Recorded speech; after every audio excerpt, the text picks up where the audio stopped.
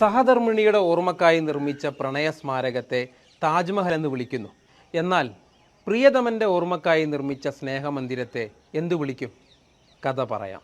മുഗൾ സാമ്രാജ്യത്തിലെ രണ്ടാം ഭരണാധികാരി ഹുമയൂൺ രാജാവിൻ്റെ കബറിടത്തിന് മേൽ ഭാര്യ ഹമീദ ബാനു ബീഗം 1570 നിർമ്മിച്ച സ്മാരകമാണ് ഹുമയൂൺ ടൂം.